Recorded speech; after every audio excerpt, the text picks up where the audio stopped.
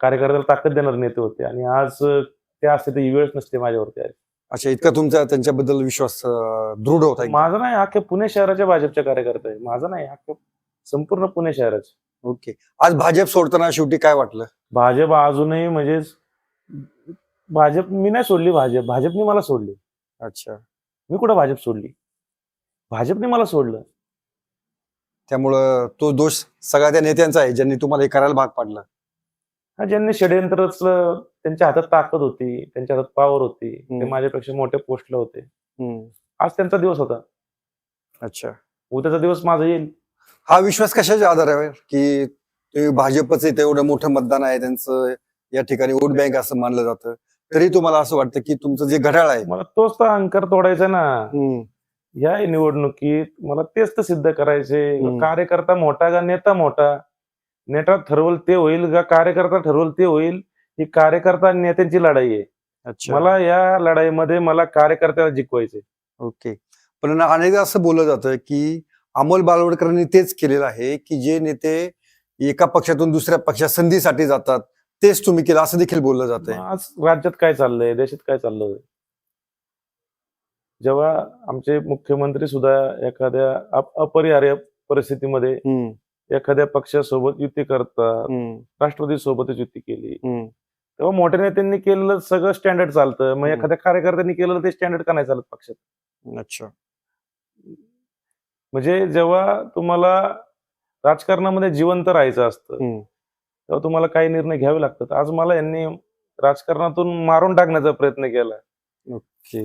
मग मी जिवंत राहायचा मला अधिकार नाही का? मी 10 वर्ष 11 वर्ष या पक्षासाठी एवढं काम केलंय. मला राजकारणात जिवंत राहण्याचा अधिकार आहे. ओके. पण तुम्ही इतके कट्टर भाजपी होत्या आणि आता राष्ट्रवादी काँग्रेसचे नेते कार्यकर्ते मतदार तुम्हाला स्वीकारतील असं कशावरून वाटतं? अजून सुद्धा ऑफिसला गर्दी आहे. मला भाजपचे लोक भेटायला आली, राष्ट्रवादीचे लोक भेटायला आले, म्हणजे आम्हाला तुम्हीच पाहिजे होते, आम्हाला इतके दिवस तुम्हीच पाहिजे होते आमच्या पक्षामध्ये. बघा आम्ही तुम्हाला सांगतो भाजपला तुमची किंमत नाही. सोसायटीतले नागरिक, लहान मुलं, तरुण, आज बघा ही लढाई एका विचाराची विकृती आहे. ही अमोल बालवडकर किंवा कोण चंद्रकांत पाटील, भाजप हा विषय नाही. ही जी विकृती आलेली आहे की बाबा आमच्याकडे पॉवर आहे, आम्हाला कार्यकर्त्यांना आम्हाला गुलाम पाहिजे, बस म्हणल्या बस, उठ म्हणल्या बस, हे सांगितलं हे कर, आणि गुलामाची फौज तयार करण्याचं काम चालू आहे. मला यातला कार्यकर्ता जागा करायचा. ओके. पण हा जो कार्यकर्ता बंडखोर जो कार्यकर्ता आहे, हा बंडखोर कार्यकर्ता दुसऱ्या पुढच्या पक्षांना पण तसाच तो थोडासा आव्हानात्मक किंवा अडचणीचा असू शकतो. प्रत्येक पक्षामध्ये असू दे ना. ज्या पक्षामध्ये खालील कार्यकर्त्यावरती अन्याय होईल त्या कार्यकर्त्यांसाठी अमोल बालवडकर एक मी उदाहरण सेट करून जाणार.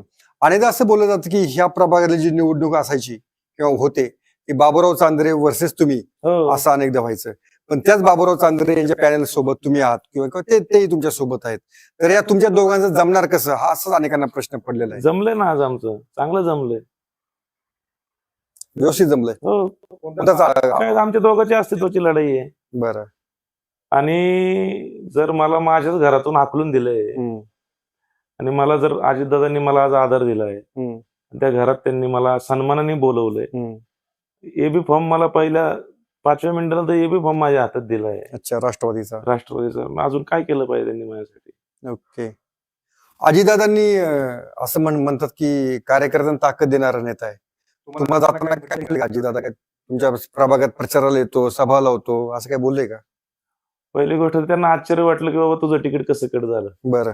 5 मिनिटं ते मला त्याच्यावर बोलत होते की अरे अमोल तुझं तर म्हणजे माझ्या डोक्यात पण नाही आलं की तुझं तिकीट कट होईल. बरं. तू तर विधानसभेला हे केलं तर कदाचित त्यांनी राग मनात, म्हणजे स्पष्ट बोलणारे व्यक्तिमत्व आहे, त्यामुळे ते म्हणले की तू ठीक आहे, जाऊ दे, झालेल्या गोष्टी आहेत, तू माझ्यासोबत आलाय, मी तुला ताकद देतो, तुझ्यामध्ये मी 10 वर्ष तुझं काम पाहतोय. मला आवर्जून त्यांनी सांगितलं की तुझं काम चांगलं आहे, बरं, तिथली लोक तुझ्या पाठीशी उभी आहेत आणि एक चांगला कार्यकर्ता आज तुम्हाला भेटलाय.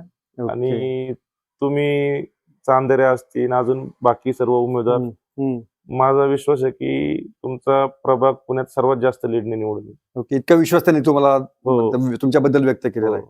पण तुमच्याबद्दल असं पण बोललं जातं की तुमचं मुरलीधर मोहोळ यांच्याशी जमत नव्हतं, जे पक्षातले पदाधिकारी आहे, संघटनेमध्ये पदाधिकारी, त्यांच्याशी जमत होते, सत्य आहे का?